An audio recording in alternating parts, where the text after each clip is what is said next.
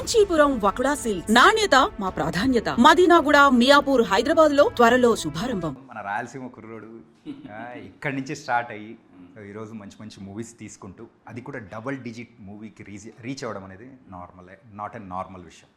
ఎలా ఫీల్ అవుతాం? Very happy bro. వచ్చాం, ఏదో ప్రయత్నిద్దామని చేస్తున్నాం.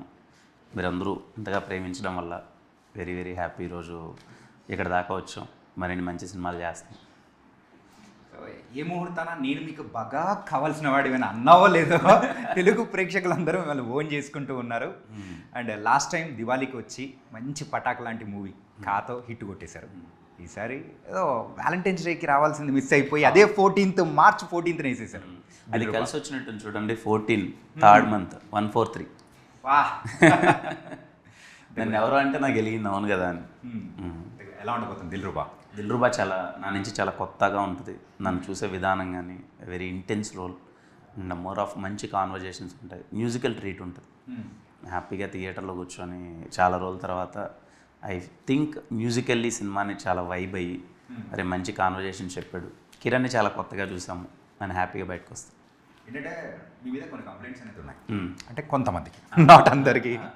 అంటే కొన్ని వర్డ్స్ కానీ కొన్ని యాక్షన్స్ కానీ మోనోటోనీ టైప్లో మిగతా సినిమాల్లో ఎక్కడో ఒక చోట కనిపించేది. కానీ ఈ సినిమా విషయానికి వచ్చేటప్పటికి మాత్రం అస్సలు లేదు. కొత్త కిరణ్ని చూస్తున్నామా అన్నట్టు అనిపిస్తుంది. దీనికి అసలు ఈ క్రెడిట్ ఎవరికి ఇద్దాం అనుకుంటున్నారు? టీమ్, ఎంటైర్ టీమ్ అందరూ, డిఓపి కానీ, యాక్షన్ డైరెక్టర్ కానీ, కాస్ట్యూమ్ డిజైనర్ కానీ, ఇంకా more of that my director, వీళ్ళందరూ కేర్ తీసుకున్నారు అందరూ. ఓకే. కానీ సో ఎప్పుడైనా కానీ లవ్ స్టోరీస్లో యూజువల్గా అమ్మాయి వదిలిపెట్టి వెళ్ళిపోవడం, ఇంకొక అమ్మాయిని చూసుకోవడం, అది సర్వసాధారణంగానే చూస్తున్నాం. కానీ దిల్రుబా విషయానికి వచ్చేటప్పటికి లవ్లోనే థర్డ్ డైమెన్షన్ అనేది కూడా తీసుకొని వస్తున్నారు. సో ఇది ఎలా అసలు ఈ టైప్ ఆఫ్ ప్రజెంట్ ఇప్పుడున్న జనరేషన్కి తగ్గట్టు తీసుకొని రావడానికి ఇది ఒక ఎక్స్పెరిమెంటల్లా అనిపించవచ్చు? ఎక్స్పెరిమెంట్ అని చెప్పను, కానీ ఒక చిన్న అవేర్నెస్ అంటే అరే మన ఎక్స్ అనగానే ఎందుకు మనం వాళ్ళని వేరేలా చూస్తున్నాం. At the end of the లైఫ్లో చాలామంది వస్తుంటారు, పరిచయం అవుతుంటాం, వెళ్తుంటాం. కానీ మన ఎక్స్ అనే ఒక ఫ్యాక్టర్నే ఏదో శత్రువులా చూస్తూ ఉంటాం. అది నా వచ్చిన జీవితాన్ని నాశనం చేసిందిరా, అలా అయిపోయిందిరా, ఇది ఇదని. ఓకే, టైం అయిపోయిన తర్వాత కొన్ని రోజుల తర్వాత వాళ్ళని ఎందుకు మనం శత్రువులా చూడడం? నిజంగానే మనం లవ్లో ఉన్నప్పుడు కొన్ని కారణాల వల్ల విడిపోయి ఉండొచ్చు, ప్రేమ అయితే పోయి ఉండొచ్చు, కానీ ఫ్రెండ్షిప్ ఎక్కడికి పోదు కదా. మళ్ళీ వాళ్ళతో మనం నార్మల్గా ఉండొచ్చు కదా, at least like being normal human బీయింగ్లా ఉండొచ్చు కదా అన్నది ఒక సెన్సిబుల్ థింగ్. అది చాలా రైట్ వేలో ప్రజెంట్ చేసామన్నది నా పర్సనల్ ఫీలింగ్. రేపు మీకు సినిమా నుంచి బయటకు వచ్చిన తర్వాత అదొక్కటి మంచిగా అనిపిస్తుంది. అవును కదా, మనము మన ఎక్స్తో ఎందుకు ఇలా ఉన్నాం? నాకు తెలిసి 50% ఆఫ్ ద పీపుల్ అందరూ బ్లాక్ చేసి ఉంటారు. ఫేస్బుక్లోనో, ఇన్స్టాలోనో అన్నిట్లో బ్లాక్ ఉంటుంది. కొంతమంది అన్బ్లాక్ చేసి like being just like a normal person అవుతారని అనుకుంటాను. అంటే ఆ ప్రాస్పెక్టివ్ చేంజ్ అవుతుందంటారా? చేంజ్ అవుతుంది అంటే అట్లీస్ట్ ఆ మినిట్కి ఒక వైబ్ ఉంటుంది కదా. ఇప్పుడు కొన్ని సినిమాల నుంచి చూసి బయటకు వచ్చినప్పుడు ఆ ఎమోషన్ కొన్ని రోజులు మనతో ట్రావెల్ అవుతుంది కదా, అది అనిపించి ఏమైనా మాట్లాడతారేమో చూద్దాం. మాట్లాడి మంచిగా ఉంటే ఎల్ బీ వెరీ హ్యాపీ. దాన్ని కూడా మళ్ళీ వేరేలా వెళ్తే ఇంకేం చేయాలి. ఓకే, సరే. మరి యూజువల్గా ఎక్స్కి సంబంధించి ఆ టైప్ ఆఫ్ స్టోరీ అనేది కూడా తీసుకొని వస్తున్నప్పుడు అందరూ మిమ్మల్ని సర్వసాధారణంగా అడిగేది మీ ఎక్స్ ఎవరు ఏంటి అనేది. సో దానికి మీ ఆన్సర్ ఏమంటారు? ఉంటారు కదా, పేర్లు చెప్పలేం కదా, ఉంటారు. సో అలా మీరు ఆ ఫ్రెండ్షిప్ అనేది, సో అలా అంటే ఈ మూవీ చేసేటప్పుడైనా కానీ అలా మెసేజ్ పెట్టడం కానీ అలా ఏమైనా జరిగిందా? నేనైతే మెసేజ్ ఏం పెట్టలేదు, కానీ బట్ ఒకటి ఉంటుంది కదా, ఒక మంచి పాజిటివ్ ఫీలింగ్ ఉంటుంది కదా, ఐ ఫీల్ దట్. ఓకే. ఇంకోటి ఏంటంటే ఈ మూవీలో ఎక్కువగా యాక్షన్ పార్ట్స్ అనేది కూడా మనకు బాగా కనిపిస్తూ ఉంది. ఏంటి యాక్షన్ ఎక్కువ ఓవర్ డోస్ అవుతుందని అనుకుంటున్నారా, లేకపోతే దానికి తగ్గట్టు మరి డిఫరెంట్గా చూపించబోతున్నారా? 100% దానికి తగ్గట్టు ఉంటుంది. ఎక్కడ 1% కూడా అవే వెళ్ళదు. దానికి స్టిక్ అనే ఓకే, ఏదైతే మేము చెప్పాలనుకుంటున్నామో దానికి స్టిక్ అనే. ఇక్కడ నీడెడ్ ఉందిరా అన్న చోటే ఫైట్ ఉంటుంది, కానీ అన్వాంటెడ్ ఉండదు. దీంతోపాటు ఫైట్స్తో పాటు సాంగ్స్ రెండు మిక్స్ చేసి మరి ఒక 2 వదులుతున్నారు. ఏంటి దాని సంగతి ఏంటి అసలు? ఒకటంటే ఓకే కానీ బట్ 2 వదులుతున్నారు. దానికి అంటే యాక్షన్ సీక్వెన్స్ అనగానే ఇంకా బ్యాక్గ్రౌండ్ స్కోర్ అది వెళ్తూ ఉంటుంది. కొన్ని చోట్ల సాంగ్స్ కూడా వచ్చాయి యాక్షన్ సీక్వెన్స్కి. ఫర్ ద ఫస్ట్ టైం మేము ఏమనుకున్నామంటే ఒక 6 to 7 minutes యాక్షన్ సీక్వెన్స్ ఉంటుంది. దానికి అసలు లిరికల్ లేకుండా ఒక హమ్మింగ్ వెళ్దాం. తులు కైండ్ ఆఫ్ మనం చేసే ప్లేస్ అయితే మ్యాంగ్లూర్, అక్కడ ఒక తులు స్టైల్ ఒకటి ఉంటుంది కదా, అలాంటి కైండ్ ఆఫ్ ఒక బ్యాక్గ్రౌండ్ స్కోర్ వెళ్దాం, వోకల్తో వెళ్దాం, సాంగ్లా అని వెళ్ళాము. నాకు చాలా కొత్తగా అనిపించింది. శామ్ గారు చాలా గట్టిగా ఇచ్చారు. అది మేము రిలీజ్ చేయట్లేదు అండ్ ఆ స్కోర్ కూడా ఎక్కడ మేము లీక్ చేయట్లేదు. సినిమాలో మంచి వైబ్ అవుతారని. ఒక సర్ప్రైజింగ్ ఎలిమెంట్గా దాచిపెట్టేసి సర్ప్రైజింగ్ ఎలిమెంట్లో బాగుంటుంది. ఓకే. అంటే ఈరోజు మీ లుక్ కానీ కంప్లీట్గా డిఫరెంట్ కిరణ్ని చూడడానికి ద మెయిన్ రీజన్ అంటే సో ఎక్కువ మూవీస్ కెమెరామెన్గా వర్క్ చేసిన అరుణ్ గారికి ఎక్కువ క్రెడిట్ ఇచ్చామంటారా?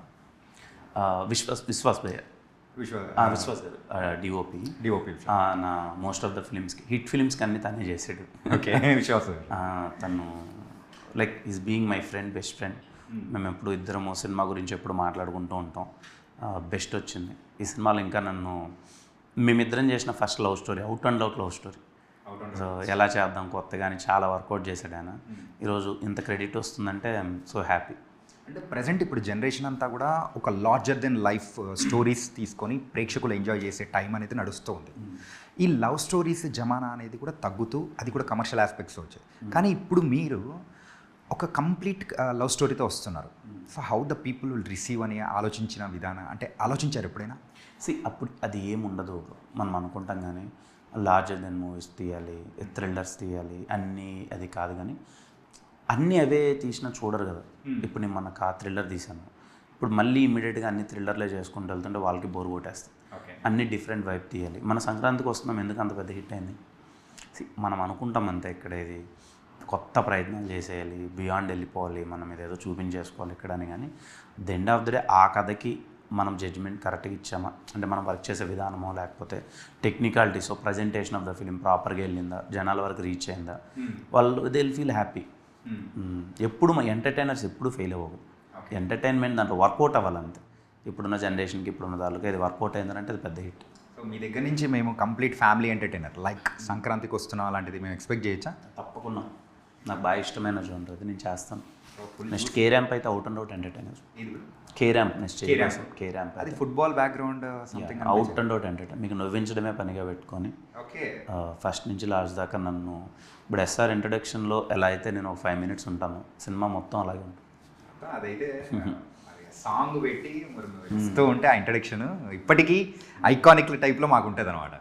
అలానే ఉంటుంది. కే ర్యాంప్ మొత్తం అలాగే ఉంటుంది. అందుకే టైటిల్ గట్రా ర్యాంప్ అని పెట్టేశారు. ఓకే. అండ్ రుక్సార్ గురించి, రుక్సాన్ ప్రీవియస్ మూవీస్లో సో తను చేసిన యాక్టింగ్ కానీ చాలా సూపర్గా ఉంది. అంటే మీరిద్దరు ఒక పేరింగ్ అనేది కూడా బాగుంది. ఏంటి యాక్చువల్గా రొమాన్స్ అనేది కూడా బాగా పండినట్టు అనిపిస్తుంది. ఏంటి రీజన్ ఏంటి? Very happy. అంటే తను ఇప్పటిదాకా సెటిల్ రోల్స్ చేసింది. నాట్ దట్ అగ్రెసివ్గా కానీ కొంచెం హైపర్గా యాక్టివ్గా చేయలే. ఈ సినిమాలో అమ్మాయికి ఆ స్కోప్ దొరికింది. Anjali is a very bubbly character, చాలా ఫన్నీగా ఉంటుంది and she is very professional. ఇద్దరికి చూడడానికి బాగుందని అంటున్నారు అందరూ. It worked out. I'm very happy. అంటే రొమాన్స్ విషయంలో కూడా మీరు కంప్లీట్గా ఫ్రీ అయిపోయినట్టు, సో దాంట్లో కంప్లీట్ అంటే జీవిస్తున్నట్టు కూడా అనిపించేలా ఉంది. సో ఏంటి ఈ మార్పులన్నీ దిల్రుబాలో వర్కౌట్ అయ్యేలా అనిపిస్తూ ఉంది? అదే లేదు అంటే డే బై డే మనం అన్ని ఇంప్రూవ్ అవుతుంటాం కదా.